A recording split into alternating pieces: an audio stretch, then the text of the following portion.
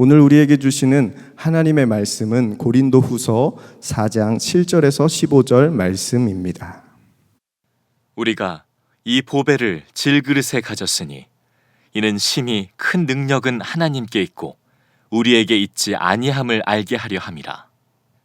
우리가 사방으로 우겨쌈을 당하여도 쌓이지 아니하며 답답한 일을 당하여도 낙심하지 아니하며 박해를 받아도 버린 바 되지 아니하며 거꾸러뜨림을 당하여도 망하지 아니하고 우리가 항상 예수의 죽음을 몸에 짊어짐은 예수의 생명이 또한 우리 몸에 나타나게 하려 함이라. 우리 살아있는 자가 항상 예수를 위하여 죽음에 넘겨짐은 예수의 생명이 또한 우리 죽을 육체에 나타나게 하려 함이라. 그런즉 사망은 우리 안에서 역사하고 생명은 너희 안에서 역사하느니라. 기록된 바 내가 믿었으므로 말하였다 한 것 같이 우리가 같은 믿음의 마음을 가졌으니 우리도 믿었으므로 또한 말하노라. 주 예수를 다시 살리신 이가 예수와 함께 우리도 다시 살리사 너희와 함께 그 앞에 서게 하실 줄을 아노라. 이는 모든 것이 너희를 위함이니 많은 사람의 감사로 말미암아 은혜가 더하여 넘쳐서 하나님께 영광을 돌리게 하려 함이라. 오늘은 추수감사 주일입니다. 참으로 어려운 시기였지만 하나님께 감사로 예배 드릴 수 있음이 얼마나 기쁜지 모릅니다. 지난 5월에 교회로부터 후임자 청빙을 받고 또한 미국에서의 11년 3일 마무리하고 왔기 때문에 저희 가족에게는 올해는 특별한 한 해가 됐습니다. 아무 자격 없는 저를 오직 은혜로 부르시고 또 이렇게 세워주신 하나님의 은혜에 감사하지 않을 수가 없었습니다. 미국에서 올 때의 기도 제목 중에 하나가 우리 가정에 대한 부분이었습니다. 아이들이 한국에 잘 정착할 수 있을까, 언어를 잘 배울 수 있을까, 이런 기도를 가지고 있었는데요. 지난주에 저희 막내가 남자애인데 초등학교 2학년입니다. 학교에서 장기자랑을 하라고 해서 준비를 했습니다. 잘 준비를 못해서 그냥 퀴즈를 준비해 갔습니다. 첫 번째 질문이 이거였습니다. 상어는 영어로 뭘까요? 뭡니까? 샤크죠. 네, 샤크. 애들이 다 맞췄어요. 이 수준이 만만치 않습니다. 그래서 두 번째 질문을 또 준비했습니다. 이 세상은 누가 만드셨을까요? 답변이 하나씩 나오기 시작하는데 답이 아닙니다. 한 네 번째 정도 되는 아이가 조용히 조심스레 손을 들더니 하나님? 딩동댕! 이렇게 하면서 맞췄다고 하는 그 이야기를 듣는데 핍박이 오진 않을까 싶으면서도 또한 그런 믿음으로 자라간 아이를 보면서 또한 감사하지 않을 수 없었습니다. 올해 추수감사주일 주제가 질그릇의 노래입니다. 코로나 기간 중에 두 번째 맞이하는 추수감사주일인데요. 여러분은 어떤 노래를 올해 부르고 계십니까? 감사와 기쁨의 노래십니까? 아니면 절망과 좌절과 낙심의 노래이십니까? 노래라고 하니까 떠오르는 일이 하나 있었습니다. 제가 고등학교 1학년 때 남자고등학교를 다녔습니다. 그 남자고등학교 다닐 때 그 특별활동이라는 거 있었는데요. 기독교부에 가입을 해서 활동하면서 그 안에 중창단이 있었어요. 이름이 SCS라고 하는, 굉장히 뭔가 있어 보이지 않습니까? 이름이. 그래서 제가 이제 선배님께 그 이름의 뜻이 무엇입니까? 물어봤더니 이렇게 설명해 주시는 거예요. Super Christian Singers. 저도 모르게 이름 좀 듣고 웃고 말았습니다. 이름이 너무 촌스러운 거예요. 슈퍼 크리스천이 뭐예요? 슈퍼 크리스천이. 그랬더니 선배님이 표정이 굳더니 웃겨? 그랬더니 아닙니다. 아주 멋있습니다. 슈퍼 크리스천 너무 좋지요. 제가 그랬는데요. 돌아보니까 과연 슈퍼 크리스천이 있는 것일까라는 생각을 하게 됐습니다. 어떤 역경도 고난도 비껴가고 설령 만난다 할지라도요, 거뜬하게 이겨낼 수 있는, 눈물도 아픔도 없이 그런 슈퍼 크리스천이 과연 있는 것일까 생각을 해보게 된 겁니다. 만약 후보가 여러 명 있는데 그 중에 하나가 있다면 모세일 겁니다. 홍해를 가르고 만나 메추라기를 불러들이고 수많은 백성들을 가나안 땅까지 인도했던 그 모세라면 슈퍼 크리스천 정도 되진 않을까. 성경을 읽다 보니까 민수기에 이르러서 모세에게 참으로 어려운 일이 많았다는 것을 발견하게 되었습니다. 너무나 힘들어서요, 하나님, 이 짐이 너무 무거워서 차라리 저를 데려가 주십시오. 이렇게 간청했던 것을 보게 돼요. 민수기 11장 14절 말씀에 이렇게 되어 있습니다. 저 혼자서는 도저히 이 모든 백성을 짊어질 수 없습니다. 저에게는 너무 무겁습니다. 주님께서 저에게 정말로 이렇게 하셔야 하겠다면, 그리고 제가 주님의 눈밖에 나지 않았다면 제발 저를 죽이셔서 제가 이 공경을 당하지 않게 해 주십시오. 여러분, 모세는 슈퍼크리스천이 아니었습니다. 그는 수많은 백성들의 요구사항을 다 들어줄 수가 없었고요, 그 짐에 짓눌려서 하나님, 저 이젠 더 이상 살고 싶지 않습니다 라고 했던 자가 바로 모세였습니다. 모세는 하나님의 위대한 종이었지만 그저 연약한 한 인간이었을 뿐입니다. 사도 바울은 어떻습니까? 1차, 2차, 3차, 심지어는 4차까지 라고 알려져 있는데요, 여행을 다니면서 수많은 교회들을 개척하고 세우고 하나님의 백성들을 일으키고 죽기로 인도했던 이 사도 바울은 슈퍼크리스천은 아니었을까? 오늘 본문에 그의 고백이 나와요. 오늘 고린도후서에 보니까 몇 가지만 살펴보면 이런 게 나옵니다. 고린도후서 1장 8절에 형제자매 여러분, 우리가 아시아에서 당한 환난을 여러분이 알기를 바랍니다. 우리는 힘에게 없게 너무 짓눌려서 마침내 살 희망마저 잃을 지경에 이르렀습니다. 우리는 이미 죽음을 선고받은 몸이라고 느꼈습니다. 혹시 올해 이런 생각을 하신 분이 계실지 모르겠어요. 사도 바울이 사실 주님으로부터 부름받을 때 아나니아로부터 이런 얘기를 들었잖아요. 그는 나의 택한 그릇이다. 내가 택함 받은 그릇이구나. 그래서 정말 성령이 끌려서 소아시아 선교를 잘 감당을 했습니다. 그런데 1차 선교 여행을 보게 되면요, 1차 선교 여행 때 이미 루스드라라는 곳에 이르렀을 때 그가 돌에 맞아서 거의 죽을 뻔했습니다. 사람들은 이미 죽은 줄 알고 그를 버렸는데 그가 가까스로 살아나게 되죠. 1차 선교 여행 때부터 2차, 3차 배가 파손되고 거의 감옥에도 갇히고요, 매를 맞고 엄청난 추위와 굶주림에 갇히게 됩니다. 바울은 자신이 택함받은 그릇 같긴 한데 아마 이런 생각을 하진 않았을까요? 택함받은 그릇이긴 한데 깨지기로 택함받은 그릇 아닌가? 아마 그런 생각을 했을지도 모릅니다. 고린도후서 6장에 이런 고백을 합니다. 우리는 많이 참으면서 환난과 궁핍과 공경과 매맞음과 옥에갇힘과 난동과 수고와 잠을 자지 못함과 굶주림을 겪습니다. 참, 하나님도 너무하시지. 선교하신다면 좀 지켜주셔야 될 거 아닙니까? 근데 선교사역 거의 30여 년 동안 거의 고난이 그치질 않았습니다.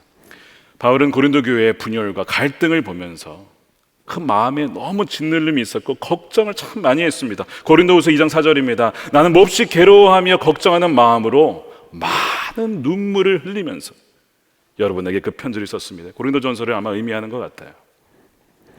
바울도 괴로워했습니까? 네, 바울도 괴로워했습니다. 눈물을 흘렸습니까? 많은 눈물을 흘렸습니다.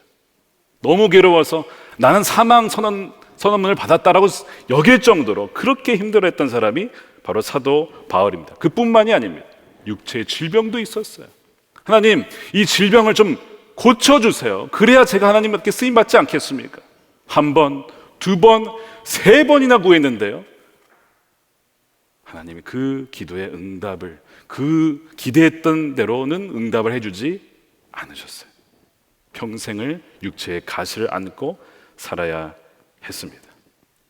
사도 바울도 슈퍼크리스천이 아니었던 거죠. 아니면 어쩌면 그런 슈퍼맨과 같은 슈퍼크리스천은 없는지도 모릅니다. 엘리야는 어떻습니까? 불의 사자, 불을 내리고 그가 기도하면 비가 그치고 가뭄이 오며 다시 기도하면 비가 내렸던 엘리야는 슈퍼크리스천 아닙니까? 라고 물을지도 모르겠습니다. 그러나 그 다음 장에 보게 되면 전혀 다른 인간이 등장하는데 너무나 낙심하고 침체해서 주여, 저는 조상과 다를 바가 하나도 없으니 저를 걷어가 주십시오. 저의 생명을 데려가 주십시오 라고 간구했던 자, 엘리야도 연약한 인간이었습니다. 풍파에 흔들리고 금이 가고 심지어 깨져버리는 그런 사람들. 이번 휴먼이라고 하는 단어가 휴무스라고 하는 라틴어의 흙에서 왔다고 합니다. 그러니까 휴먼은 너무나 연약한 거죠. 흙으로 지음받았기 때문에 오늘 본문의 표현에 의하면 질그릇입니다. Jars of clay, 흙으로 지음받았다. 그래서 7절에 우리가 이 보배를 질그릇에 가졌으니, 이 보배는 그 앞절 4절에 의하면 복음의 광채예요. 복음의 그 빛나는 것을, 광채를 이 질그릇에 담았다는 겁니다. 이 보배는 또한 예수 그리스도요, 또한 그분의 영원한 생명을 상징합니다. 의미합니다. 근데 그것이 어디 담겼습니까? 질그릇에 담겨졌다는 거예요. 이 질그릇은 고대 근대사에 아주 흔하게 발견되는 아주 평범하면서도 아주 값싼 그릇이었어요. 그러니까 굉장히 평범하다는 거죠. 평범성입니다. 보편성입니다. 동시에 쉽게 긁히고요, 금이 가고요, 깨지는 아주 취약한 그릇이 이 질그릇입니다. 취약성이에요. 지난 추수감사절 맞이해서 교회에서요, 월요일부터 금요일까지 유튜브에서 라디오 형식으로 우리 성도님들의 감사 사연을 소개했습니다.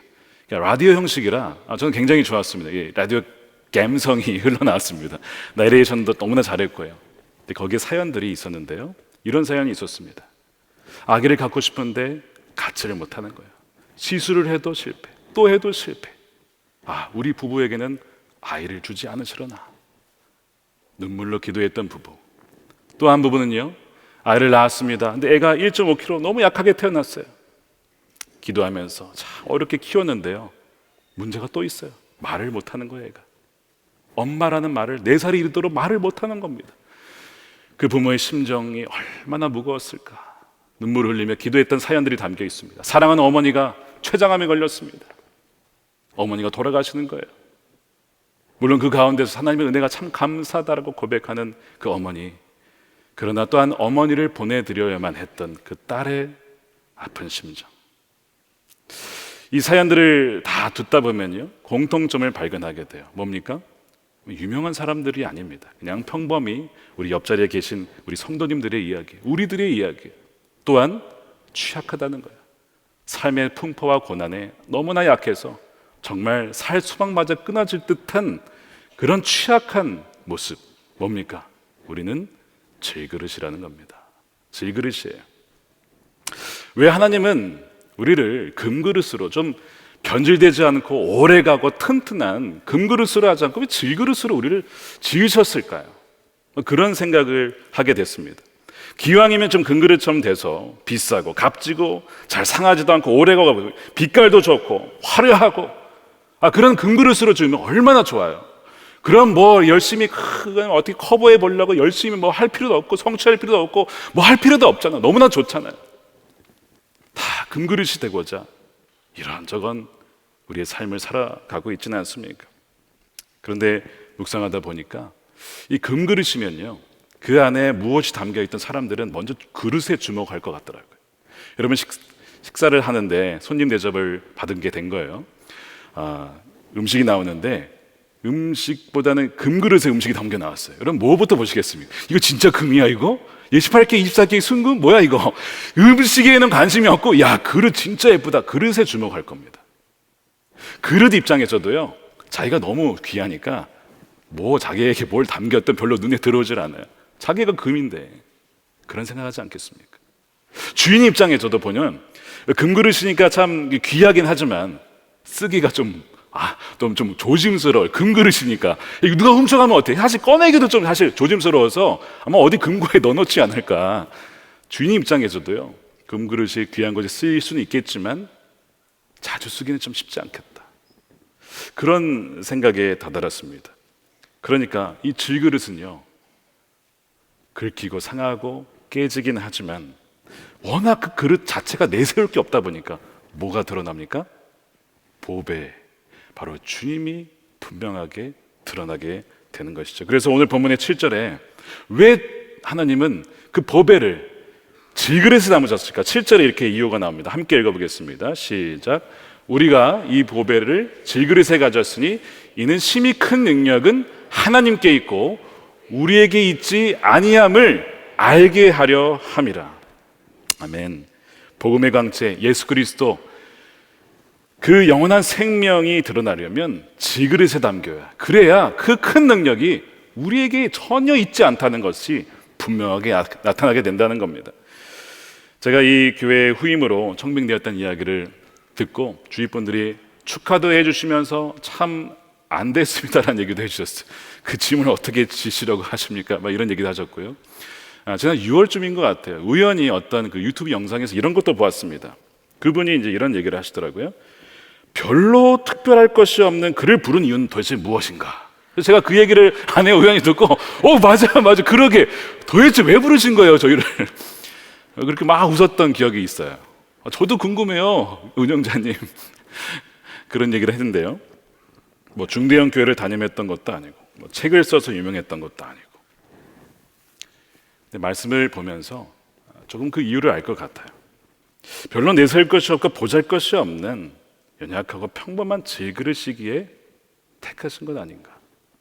그래서 심히 큰 능력은 하나님께 있음을 보여주시려고 하시는구나. 저는 그냥 그것을 믿음으로 취했습니다. 2013년에 아내가 막내를 낳고요, 한 달 뒤에 갑자기 막 하혈을 하기 시작하는데요, 이거는 그냥 하혈이 아니라 마치 무슨 수도꼭지를 틀어놓은 것처럼 피가 촤촤 흘렀어요. 너무나 놀라서 응급실에 갔습니다. 근데 응급실에 제대로 조치를 받지 못해 시간이 흘러가니까 피를 너무 많이 쏟은 거예요. 숨을 쉴 수 없을 정도로. 응급실에 가서 수술을 하는데요, 그 수술실과 그 문 사이에 저와의 거리는 한 3, 4m밖에 되지 않았어요. 저는 복도에 있었습니다. 기도를 하는데 너무나 절망적이에요. 제가 할 수 있는 게 하나도 없는 거예요. 아내를 위해서 할 수 있는 게 하나도 없는 거예요. 세 아이를 남겨두고 죽어가는 엄마를 위해서 내가 할 수 있는 게 아무것도 없구나. 그러면서 정말 우리의 생명이라는 것, 이 삶이라는 것 전적으로 주님께 달려있구나. 내가 숨 쉴 수 있는 것, 우리의 생명, 모든 것이 하나님이 주신 은혜라는 것을 너무나 분명하게 느꼈어요. 그러면서 그런 구절이 떠올랐습니다. 주신 자도 여호와시요 취하실 자도 여호와시라. 주님만 영광 받아 주십시오. 그러면서도 다시 기도하기를, 주님 그러나 살려주십시오. 그때 하나님께서 그 고백을 받으시고 아내를 살려주셨습니다. 깨어진 그릇이라는 책을 쓰신 김태훈 선교사님이라는 분이 계십니다. 이분은 서울대 의대를 졸업하시고 소아외과를 전공하신 분입니다. 어느 날 하나님께서 그에게 이렇게 물으시더랍니다. 대훈아, 너는 내가 가라고 하는 곳으로 어디든지 순종하여 갈 수 있겠니? 네 주님, 주님이 부르시면 어딘지 가겠습니다. 근데 정말 남아프리카로 그를 부르신 거예요. 그래서 에티오피아 선교사가 되셨습니다. 한 1년 8개월 정도 그 지역에서 선교를 하는데, 한 남수단에서 사역을 하다가 어느 날 몸이 좀 이상하다 느껴서 검사를 해봤는데요, 여러분 파킨슨병에 걸린 겁니다. 여러분, 외과 의사가 파킨슨병 걸리면 사실 치명적인 겁니다. 못하는 거죠. 병의 원인도 알 수 없고 얼마나 빨리 진행될지 알 수도 없고 치료법도 아직 없는 이 상황 속에 너무 낙심이 되더래요. 그러는 와중에 다니엘 기도라는 곳에 간증자로 초청을 받았어요. 하기 일주일 전에 이제 기도를 하는데 하나님께 이런 기도를 하게 됐답니다. 하나님, 저는 마치 깨어진 그릇 같아요. 하나님이 이제 쓰실 수 없는 그릇 아닌가요? 파킨슨병 걸렸으니까 어떻게 나를 쓰시겠냐 이거죠, 하나님이. 시편 31편에 이런 고백이 있습니다. 내가 죽은 사람이라도 된 것처럼 나는 깨진 그릇과 같이 되었습니다. 그 말씀이 떠오르면서 막 눈물이 나더랍니다. 그때 주님이 주신 음성이 바로 이것이었답니다. 너의 깨어짐 때문에 내가 너를 택한 거고, 너의 깨어짐 때문에 내가 너를 위해 십자가에서 죽은 거야. 자기를 그럼에도 불구하고 택하셨다는 것이 너무 감사해서 눈물이 주르륵 주르륵 흘렀다고 해요. 이 책을 박보희 목사님께서 서평을 쓰셨습니다. 중국에서는 귀한 손님이 오면요, 가장 오래된 그릇, 금이 가고 또한 이가 나간, 사실은 버려야 맞는 그릇으로 귀한 손님을 대접한다고 합니다. 왜 그럴까요? 이유는요, 주인이 가장 사랑하고 가장 자랑하고 싶고 보여주고 싶은 보물이기 때문입니다. 지난주 유튜브 라디오로 성도님들의 감사 사연을 듣다 보니까 하나같이 금가고 이가 나가고 버려진 그릇처럼 대한 분들이 전부입니다. 아마 이 자리에 계신 분들 중에도 분명히 그렇게 생각하시는 분들이 계실 거예요. 하나님, 제 삶을 보니까 더 이상 하나님 나를 쓰실 수 없을 것 같아요. 하나님이라도 나를 못 쓰실 거예요. 너무나 저는 망가졌잖아요. 근데 여러분, 주님 보시기에는 어떻다고요? 그렇기 때문에 내가 너를 쓸 수 있고, 그렇기 때문에 복음의 광채가 너를 통해 더 환히 빛나게 될 거야 라는 거죠. 여러분, 주님이 가장 사랑하고 자랑하고 싶은 귀히 여기시는 그릇이 바로 깨어진 그릇입니다. 오늘 우리가 읽은 고린도 후서 전체를 가만히 읽어보면요, 마치 두 명의 사도 바울을 보는 것 같아요. 한 명의 사도 바울은요, 어떤 풍파가 와도 그 복음의 완성을 위해서 전쟁에 나가는 정말 우리가 알고 있는 가장 위대한 사도, 기독교 역사상 가장 위대한 하나님의 종의 모습이 보입니다. 근데 한편으로 보면 어떻습니까? 사망 선고받는 것 같습니다. 살 소망을 잃어버렸습니다. 너무나 그 고민에 눌려서 낙심이 되고 눈물을 흘리며 쓰러져 가는 사도 바울의 모습을 봐요. 도대체 누가 진짜 사도 바울일까요? 여러분, 둘 다입니다. 왜요? 질그릇이니까, 약하니까, 때로는 슬픔을 당하고 고난을 당하고 거꾸러짐을 당하는 그 상황들이 있어요. 그러나 그 안에 보배가 있고 예수님의 생명이 있고 그분이 함께 하시기 때문에 그 중에서 다시 일어날 수 있는, 다시 그 길을 향해서 달려나갈 수 있는 겁니다. 둘 다 사도 바울의 모습이요, 차이점은 그 안에 계신 바로 예수 그리스도가 전혀 다르게 나타나게 되는 것입니다. 왜 성경이 이것을 보여줄까요? 심히 큰 능력이 사도 바울에게 있는 것이 아니었다는 거예요. 그가 금그리셨기 때문에 하나님 그렇게 쓰임받은 거예요. 그것이 아니라는 것을 분명히 보여주는 거죠. 그 안에 역사하신 분은 사도 바울이 아니라 바로 살아계신 하나님이시며 예수 그리스도의 그 생명이 그 안에 역사했다는 것을 우리에게 분명하게 보여주고 있는 것입니다. 오늘 8절 9절에 이렇게 되어 있어요. 사방으로 우겨쌈을 당하는 일이 있습니다. 그러나 쌓이지 아니합니다. 답답한 일도 있습니다. 그러나 낙심하지 아니합니다. 박해도 있습니다. 그러나 버림받지 아니하고 거꾸리임을 당하지만 망하지 않아요.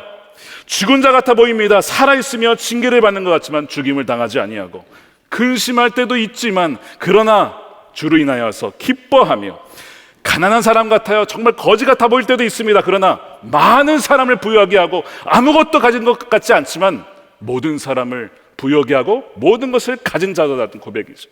이 고백이 바로 우리 그리스도인들의 고백인 줄로 믿습니다. 이것이 질그릇의 노래입니다. 25년, 30년 선교 기간 동안 사망과 같은 그런 고난이 그의 삶에, 몸에 역사했을 때 오히려 예수님의 생명이 더 분명히 드러났다는 것이죠. 10절 말씀을 우리 함께 읽어보겠습니다. 시작. 우리는 언제나 예수의 죽임 당하심을 우리 몸에 짊어지고 다닙니다.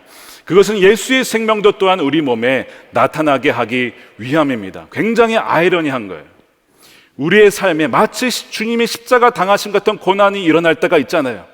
근데 그럴 때마다 우리가 감사하며 하나님 은혜가 충만합니다. 우리가 약할 때 오히려 온전하여집니다. 하나님 은혜가 오히려 충만합니다를 고백할 때에 뭐가 드러난다는 겁니까? 그 생명이 더욱더 분명하게 저와 여러분들의 삶을 통해서 나타나게 된다는 것이죠. 눈물을 흘리지 않아야 된다, 낙심 전혀 하면 안 된다, 아니에요. 우리는 질그릇이기 때문에 그런 일을 당할 때가 분명히 있어요. 그러나 거기에 계속 머물러 있지 않습니다. 그 자리에 계속 쓰러져 있지 않습니다. 다시 일어섭니다. 그분의 생명이, 그 부활의 능력이 우리 안에 역사하기 때문에 그래요. 저희 가정 이야기를 좀 나누려고 합니다. 저희 아버지는 감신대를 졸업하셨고 어머니는 총신대를 나오셔서 장로교와 감리교가 만난 가정입니다. 두 분이 결혼하셔서 아버지는 군목으로 섬기시고 제대 후에 강남인 지역에 1977년에 개척교회를 하셨습니다. 그 당시 강남은 개구리가 울던 시절이었다고 합니다. 아무것도 없었고 개구리가 울던 시절에 그 지역에 개척을 하신 거죠. 예쁜 또한 세 딸을, 어린 딸들을 데리고 개척을 하신 거예요. 1978년 1년 뒤에, 그때가 이제 아이들은 만 7세, 만 5세, 만 3세였습니다. 특별히 막내 딸은요, 만 3세밖에 안 됐지만 이제 그해 이제 어버이날이 되기 전에 이미 그걸 다 외워가지고 엄마 아빠한테 다 노래를 불러준 거예요. 부활절 때 예수님의 부활하심을, 찬양을 다 외워서 발표할 정도로 굉장히 똘똘했던 애가 이 막내 딸입니다. 1978년입니다. 4월 22일 토요일이었습니다. 부활절이 지난 토요일이었는데요. 부모님은 신방 준비를 하고 계셨고요. 그리고 아마 나가신 것 같습니다. 세 어린 딸들이 동네 아이들과 함께 길 건너편에, 이제 길이 좀 컸지만 건너가면 가게가 있었습니다. 아이들과 함께 아마 과자를 사러 갔던 것 같아요. 근데 무슨 돈이 있습니까? 근데 이제 막내가 그 가게에 아마 그 당시 그런 과자가 있었던 것 같아요. 무슨 거북이가 달린 무슨 과자입니다. 이거를 사달라고. 이게 50원짜리예요. 언니에게 조릅니다. 둘째 언니에게. 둘째 언니의 돈이 있었어요. 50원이. 근데 이 돈은 하나님을 위해 따로 떼어놓은 11조였어요. 그러니까 아이에게, 막내에게 설명을 하는 거예요. 이거는 내일 예배 때 하나님을 위해서 드려야 되는 11조니까 이걸로는 사 먹을 수는 없어. 엄마가 오시면 엄마한테 사달라고 하자. 엄마가 오시면 그 과자를 살 수 있구나. 막내가 신나서 그 가게를 뛰쳐나가서 그 길을 건넙니다. 그 당시에 강남에 계셨던 분들 아마 아실지도 모르겠습니다. 1978년 4월, 그 당시에 강남은 한참 개발 붐이 일어났던 때였다고 해요.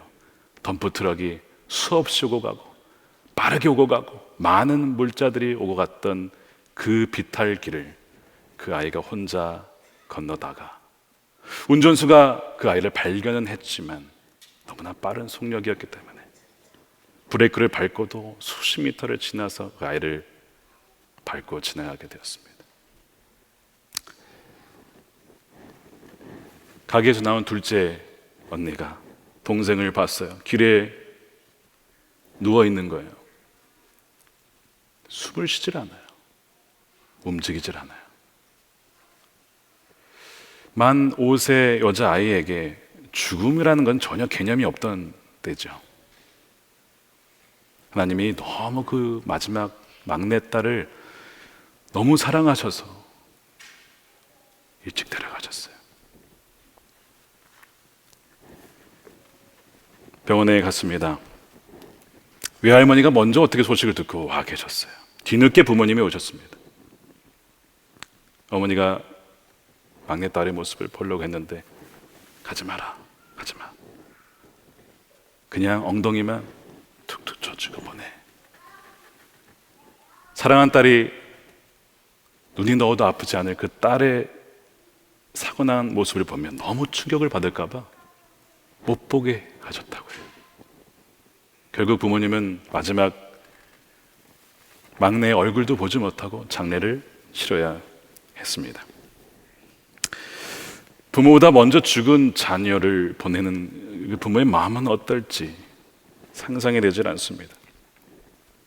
아버지는 목회자셨지만 그 너무나 사랑했던 딸의 죽음 앞에 통곡하며 울 수밖에 없었어요. 어머니는 뭐 말할 것도 없죠.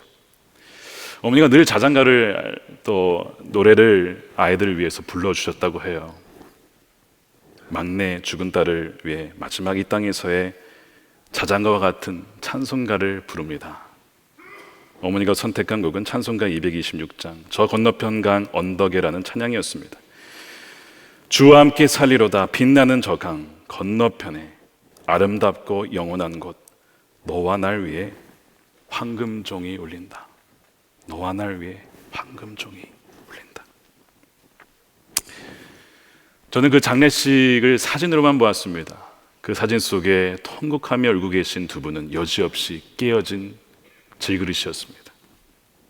어쩌면 사고의 충격으로 더 이상 이제는 목회를 그만둘 수도 있는, 하나님 사랑하시면 어떻게 이루실 수 있나, 목회를 그만둘 수도 있는 상황이었는데 하나님의 크신 은혜가 있었어요. 하나님 너무 사랑하셔서 아이들을 먼저 데려갔구나. 감사합니다 주님. 그렇게 고백을 하면서 장례를 은혜 가운데 치르게 되었습니다. 사고를 정리를 수습해야 되는데 그 운전수가 치였기 때문에 감옥에 가 있었습니다. 그래서 부모님이 결정을 했어요. 그 운전수를 풀어주십시오. 왜냐하면 그 운전수도요 젊은 가장이었어요. 열심히 해서 많이 왔다 갔다 해야 돈을 더 많이 버는 거예요. 나름대로 가장으로서 가정을 먹여 살리려고 했다가 사고 낸 거니까 그냥 풀어주십시오. 풀려납니다. 아마 그 가족이 너무나 감사하다고 했던 기억이 있다고 해요. 그래서 회사에서 나온 이제 보상금이 3천만 원이 나왔습니다. 그 당시 3천만 원이면 지금 더 큰 금액이겠죠. 근데 그거를 고스란히 하나님께 다 드립니다. 50원이 아니라 피값으로 생명값을 주님께 드린 거예요. 여러분, 우리 부모님은 슈퍼 크리스천이었을까요? 아니, 그렇지 않습니다. 딸의 죽음 앞에 여지없이 무너져 내렸던 분들이고요. 그러나 그 중에서도 하나님의 은혜에 감사해서 또 일어서기도 했습니다. 사고 이후 이 거의 1년 동안요 서로 눈만 마주치면 눈물이 나서 잠자리를 같이 못했다고 해요. 눈만 마주치면 눈물이 나니까. 그렇게 1년 정도 지났을 때 어머님이 임신했다는 것을 알게 됐습니다. 그러면서 이런 기도를 드렸다는 걸 저는 이번에 말씀을 준비하면서 처음 들었어요. 이런 기도를 했다고 합니다. 주님, 제게 만일 아들을 주시면 제가 뭐 하겠습니까? 주님의 사람으로 키울게요. 저는 이번에 처음 들었어요. 저는 대학교 갈 때까지 이런 얘기 못 들었어요. 뭐 목사해라, 목회자해라 이런 얘기 한마디 안 하셨거든요. 너가 하고 싶은 거 해라 하셨는데 와보니까 신학교에 그때쯤에 둘째 딸이 꿈을 꿨습니다. 엄마 아빠 꿈을 꿨는데요, 주애가 꿈에 나왔어요. 공중에 하얀 날개 옷을 입고 자기가 평소에 좋아하던 빗을 들고 있었어요. 근데 머리를 보니까 머리가 빡빡 깎여 있고 여자애가 아니라 남자예요. 이상한 꿈이에요. 1년이 되지 않아서 태어난 남자아이, 40여 년이 지나서 이렇게 여러분 앞에 서 있습니다. 지난 8월에 귀국하고 몇 주 뒤에 막내 주의 누님이 묻힌 곳에 아버님과 함께 찾아갔습니다. 누님이 75년생이었으니까 살아있다면 지금 40대 중반의 나이가 되었을 겁니다. 그곳에서 잠시 눈을 감고 조용히 이런 이야기를 누님께 드렸어요. 누나, 주님이 부르셔서 정말 보잘것없고 내세울 없는 나를 어디 쓸 데가 있으신지 부르셔서 한국에 다시 왔어. 누나 목까지 2배로, 아니 그 이상으로 살게. 누나의 생명, 예수님의 생명 받았으니까 평생 죽어가는 이들을 살리며 그렇게 살게. 그리고 나중에 천국에서 만나. 비록 어린 셋째 누님의 죽음은 우리 가정에게는 너무나 안타까운 일이었지만 그 죽음이 아니었다면 아마 저는 태어나지 못했을 겁니다. 그래서 저의 삶 자체에는요, 한 사람의 죽음과 생명이 연결되어 있습니다. 무엇보다도 우리 예수님의 죽으심과 생명이 제 안에 있다는 것입니다. 여러분, 불완전한 세상을 살다 보면 참 슬프고 어려운 일이 많습니다. 질그릇이기에 울어야 할 일, 슬퍼할 일이 참 많습니다. 그러나 계속 거기에 머물러 있지 않습니다. 울다가 웃고 웃다가 울고, 누가 보면 정신 나간 사람 아닌가 싶지만 그러나 그것이 우리의 나그네 된 삶의 모습이며 그것이 질그릇의 삶이며 그 가운데 고백되어지는 감사와 은혜가 바로 우리 질그릇의 노래입니다. 오늘 사도 바울이 그런 고백을 합니다. 14절에 주 예수를 다시 살리시니까 예수와 함께 우리도 다시 살리사, 부활을 얘기하죠. 그는 그것을 믿었다는 거예요. 15절에 이는 모든 것이 너희를 위함이니 많은 사람의 감사로 말미암아 은혜가 더하여 넘쳐서 하나님께 영광을 돌리려 함이니라. 우리가 어떤 상황에 있어도 하나님께 감사하며 찬양할 때 하나님이 영광 받으시고 우리의 그 질그릇의 노래를 받으시며 계속해서 우리 안에 계신 그 복음의 광채가 환히 드러나게 될 것입니다. 사랑하는 여러분, 주님의 은혜가 촉하다라는 것을 믿으며 연약한 가운데 오히려 온전하여짐을 믿을 때에 오직 주님만이 여러분들의 삶을 통해서 놀라웠게 영광을 받으실 것입니다. 이 시간 우리 함께 우리 간증을 듣도록 하겠습니다. 우리 장성희 집사님 귀한 간증, 우리 감사 간증을 듣도록 하겠습니다. 저는 10년 전 결혼하자마자 신장이 망가졌다는 소식을 들었습니다. 저는 누구보다 열심히 살아왔다고 생각했습니다.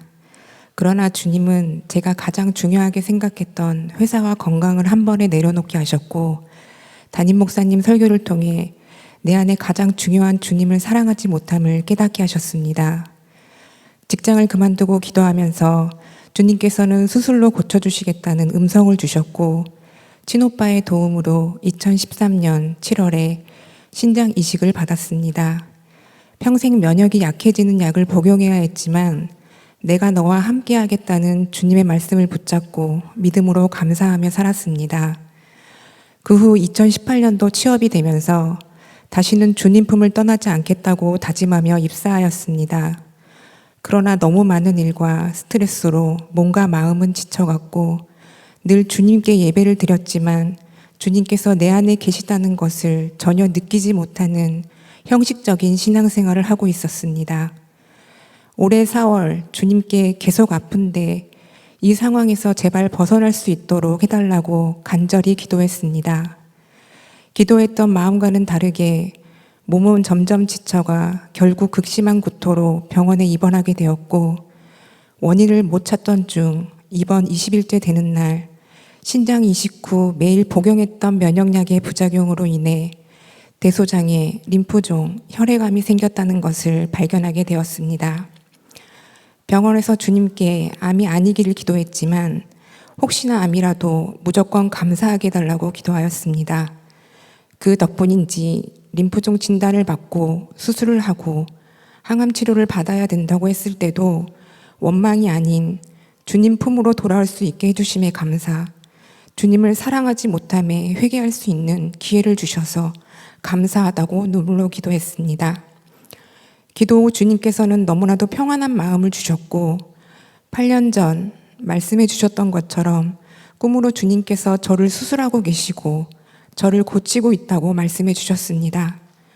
그러나 현실은 대소장을 30cm 잘라내는 수술까지 해야만 했고 혈액암 특성상 더 독한 항암 치료를 받아야 했기에 여러모로 극심한 고통에 시달려야 했습니다.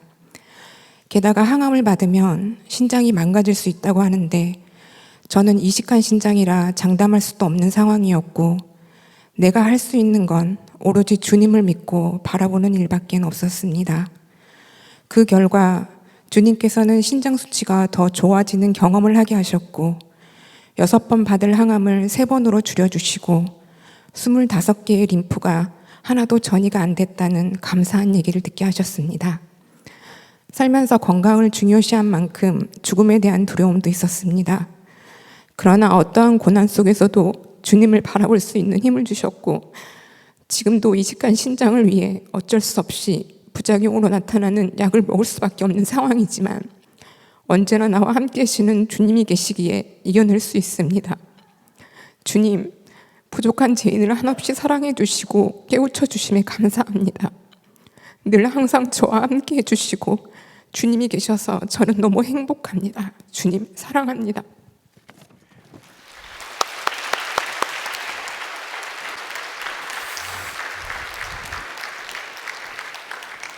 우리 다 같이 기도하겠습니다.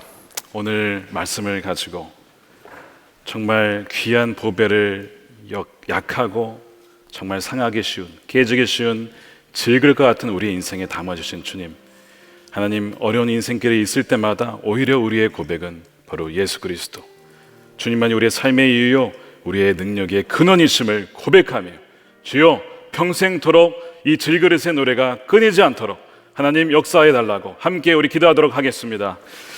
하나님 감사합니다. 그렇습니다. 주여 질그릇의 노래, 우리의 연약한 아버지 하나님 일들이 참 많이 있습니다. 깨어지고 금이 가고 아버지 정말 많은 어려움들 속에서도 그러나 보배를 우리 안에 주신 주님, 아버지 하나님 우리를 통해서 일하시겠다고 하신 주님, 그런 보험의 방패를 밝히시고 주시고 말씀을 우리에게 주셨기 때문에 모든 것이 은혜였소.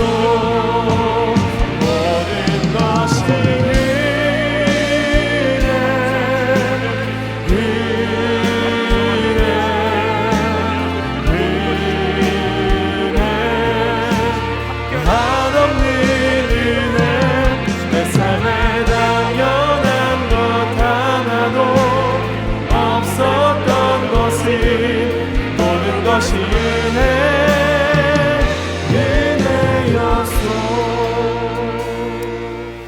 하나님, 긁히고 금이 가고 깨어진 그릇과 같지만 그러나 우리를 택하시고 사랑하신 주님의 크신 은혜에 감사를 드립니다. 올해를 지나며 여러 가지 어려운 또한 풍파의 시기를 지내왔습니다.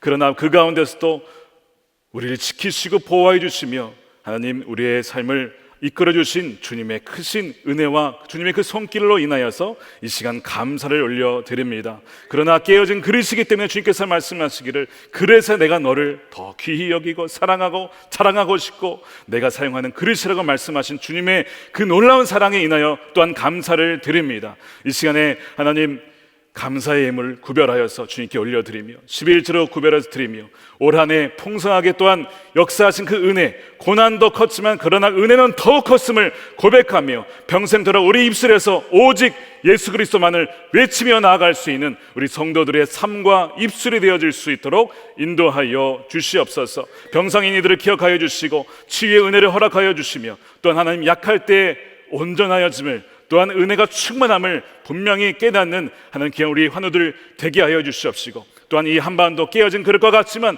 그러나 그렇기 때문에 택한 하나님의 귀한 제사장적 나라가 되어서 하나님의 주님이 오시는 그날까지 이 선교의 사명을 온전히 감당할 수 있는 통일 한국이 되게 하여 주시옵소서. 성도들 안에 새로운 힘을 주시고 하나님 능력을 주셔서 주의 나라와 영광을 위해서 온전히 감당할 수 있는 힘을 더하여 주시옵소서.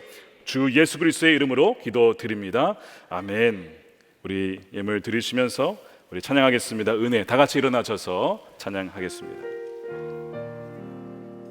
우리 가사를 생각하시면서 찬양합니다. 내가 누려왔던 모든 것들이, 내가 지나왔던 모든 시간이, 내가 걸어왔던 모든 순간이 당연한 것 아니라 은혜였소. 아침 해가 뜨고 저녁에 노을, 봄의 꽃향기와 가을의 열매,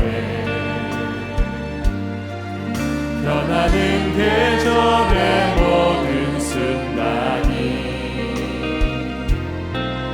당연한 것 아니라 은혜였소.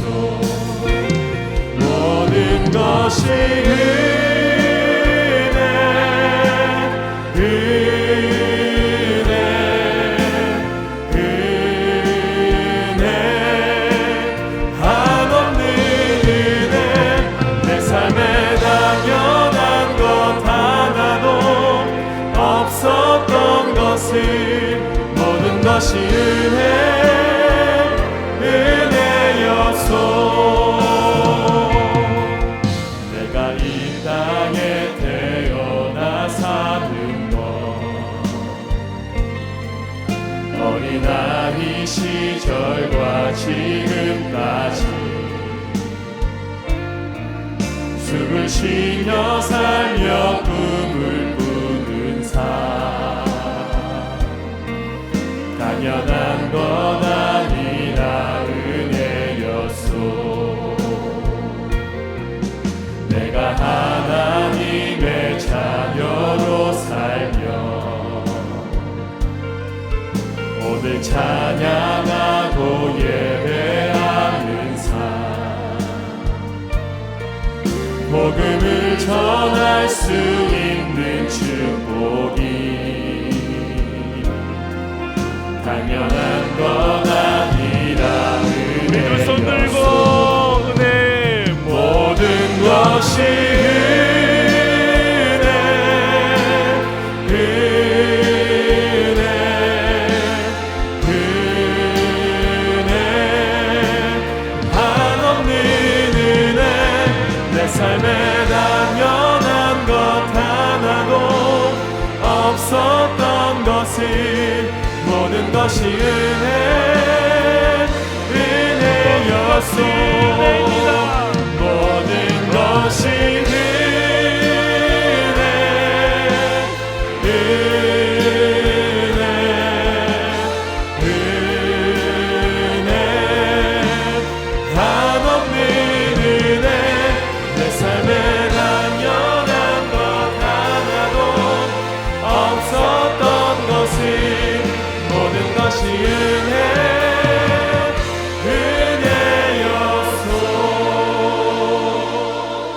축도하겠습니다. 이제는 우리의 영원한 생명 되시고 부활 되신 예수 그리스도의 크신 은혜와 독생자를 아끼지 아니하시고 우리를 위하여 내주신 하나님의 한량없는 사랑하심과 우리와 늘 함께 하시며 우리와 동행하시는 성령님의 감화감동 교통케 하심이 깨어진 질그릇 같지만 우리를 택하시고 우리를 귀히 사용하시며 사랑하신다라고 하는 그것을 믿는 우리 모든 성도들 삶과 저들의 머리 위에 일터와 가정 위에 이제로부터 영원토록 함께 하시기를 간절히 축원하옵나이다. 아멘.